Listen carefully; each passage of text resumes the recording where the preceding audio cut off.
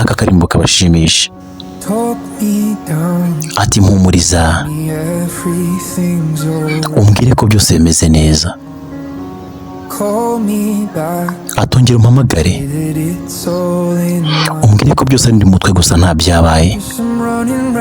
Ati kuko ubundi kwizenguruka wongerageza bikomeye kwiyumvisha yuko uryamye wenyine mu buriri bwawe utari kunsha inyuma. Ati nkura muri aka gahinda, ati byanyobeye rwose ndi mu rungabangabo, mbwira nimba ari ibindi mu mutwe gusa. Ati naniteguye kujya mu rukundo n'umuntu, maze nkakunda umuntu umeze nkawe.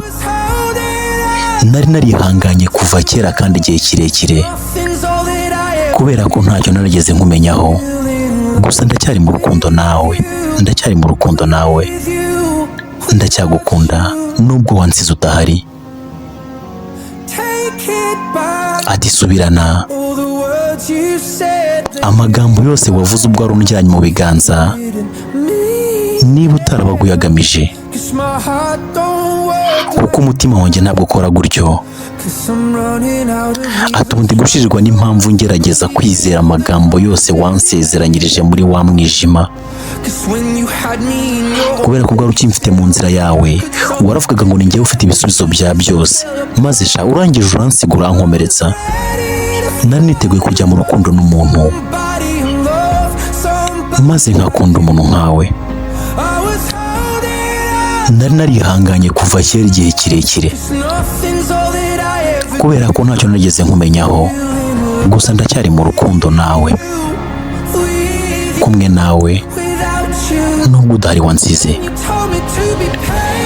Waranambwiye ngo nzihangane, kandi narakwihanganiye.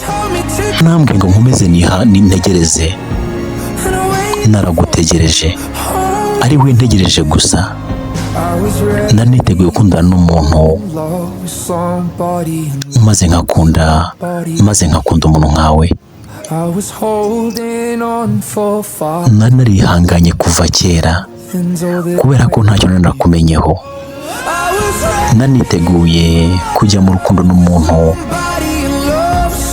maze nkakunda umuntu nkawe. Nari narihanganye kuva kera kandi igihe kirekire, kubera ko ntacyo nigeze nkumenyaho.